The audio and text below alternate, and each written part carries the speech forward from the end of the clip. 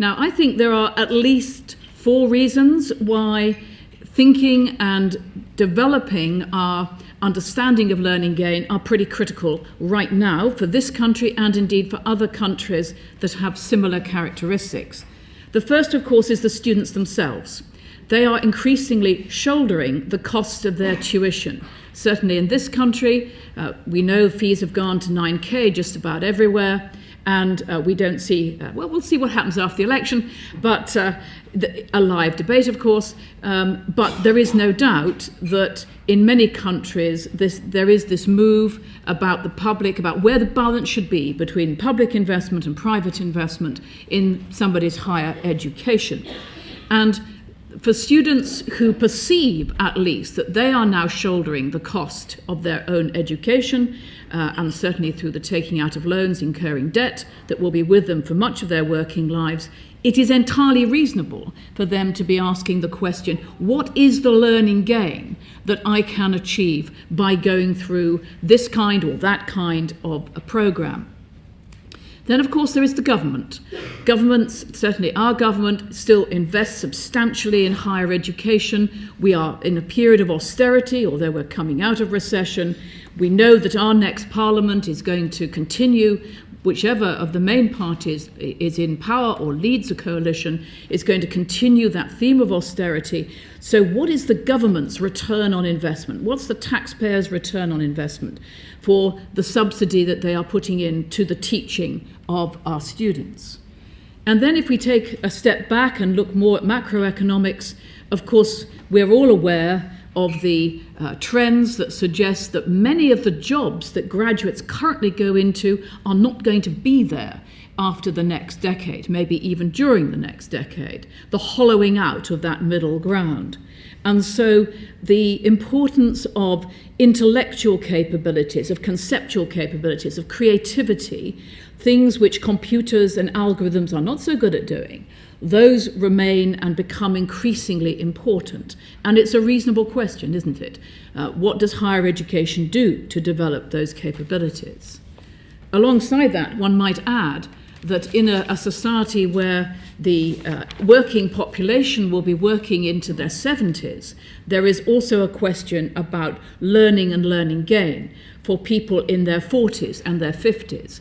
We are so focused on the 18-year-old or the 18 to 21, 24-year-old in much of our discourse. Actually, is the same concept of learning gain applicable at these different points in a person's working life, or as they transit from one type of role in society to another? And last but not least, something that many of us feel pretty passionately about in terms of social mobility, and that is social agency and social capital. So when we talk about gain and advantage of going to a university or college and getting a degree of some kind, actually what are we saying alongside that in terms of those social networks and so on, which help so much for a person to make their way and to be effective and successful in our society? So quite a lot to go at, I think, in terms of this whole agenda.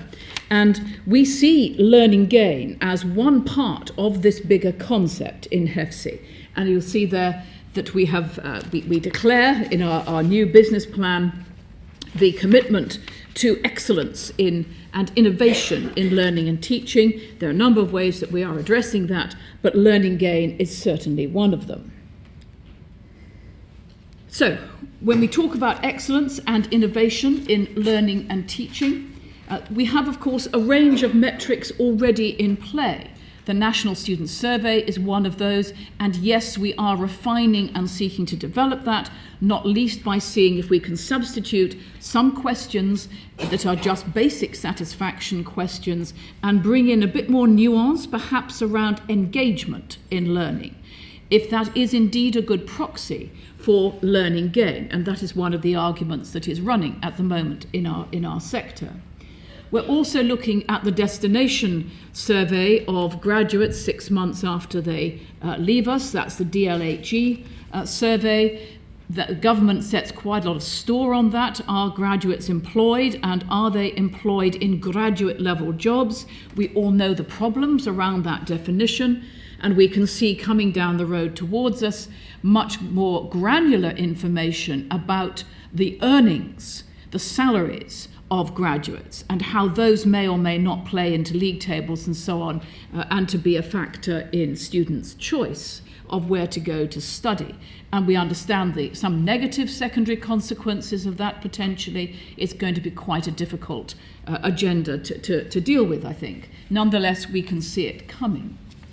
And we're also looking at some of the input measures. Actually, having a qualification as a teacher, to be a teacher in higher education, does that make any difference to the quality of the teaching that is then delivered or not? A reasonable question.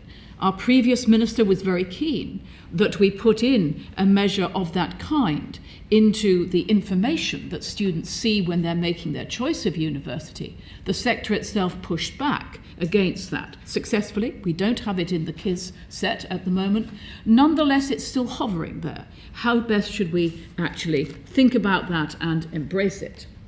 And as some of you will know, as HEFCE, along with our colleagues in the Welsh Funding Council and the Northern Ireland Funding Council, we have launched very recently a deep discussion about quality assessment.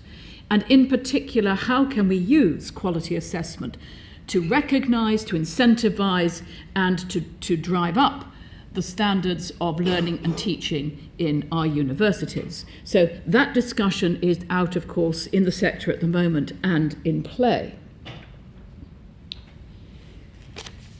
Now, what do we want to do then around this concept of learning gain? Well, we would like the sector to join us in dialogue and in experimentation and in practice, uptake and so on, to achieve some of those things at least. First of all, what works? Across, I think, much of government at the moment, this is becoming an ever more critically focused question.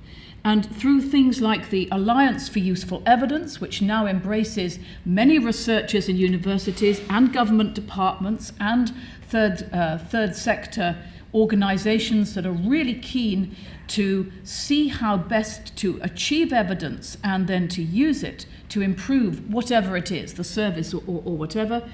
What works is a bit of a catchword now, or catchphrase now, that we are also interested in. And behind what works are, of course, some other questions. How do you identify the issue? How do you experiment? How, having found what works, do you scale? To what extent does context affect that scaling? Do you need system change behind all of those things, really to get the innovation to bite and to have traction in a sector? But also, we're interested in learning gain for those other reasons. Supporting engagement in the learning process. At the moment, that's still, as far as we can see from research, one of the best indicators of deep learning. Inform student choices. These are potential students, where to study, and understand some of those wider benefits, not least the social capital and social agency, with the government's requirement there of return on investment. So, a very, very simple definition. Take 2 points in time and look at the difference in knowledge, capabilities, or skills that can be shown and evidenced between those points. A very, very simple definition of learning gain, one that you may want to sophisticate as we go through today. And 3 things that we need to do. What are the measures?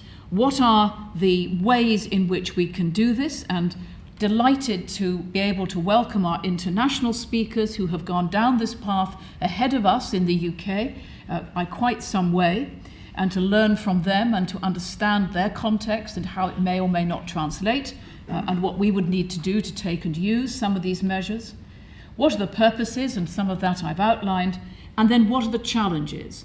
Because if we want to persuade both our students, their parents and others, employers and the government, that we are genuinely engaging in this question, we need to take the sector with us. And one of the ways of doing that is being very clear about the difficulties, about what counts by way of reliability, robustness, validity of these measures, to what extent confidence can be put in them, to what extent they need to be part of a basket of measures and so on, in order that the sector can buy in to some of this with confidence and with enthusiasm.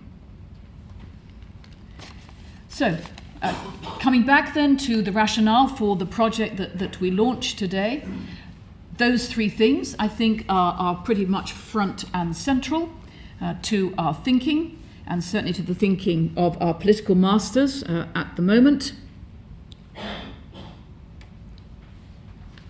And the uses, as I've said, that we have begun to identify through work that the HEA and ourselves have done, the Higher Education Academy and ourselves have done, around a review of the literature across many countries. Those sorts of things are coming through as potential purposes. Again, your views on that as we go through today, really important. Refining those, challenging those, adding to the list if that's what you think needs to be done.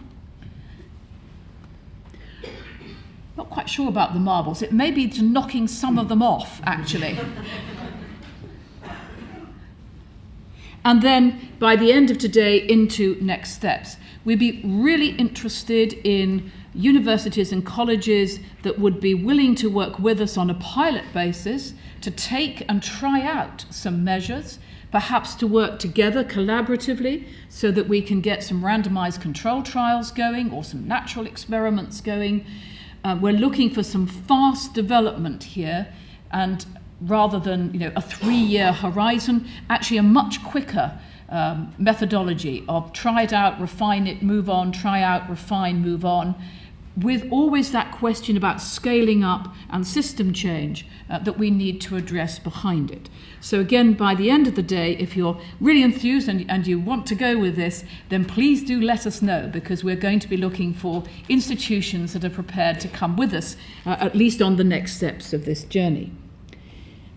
So, thank you for listening. I hope you have a fantastic day. I think it's the start of a really important agenda, and the fact that you have come and that we have such illustrious speakers from overseas, I think just gives it that shine and polish that it needs. Thank you very much for listening.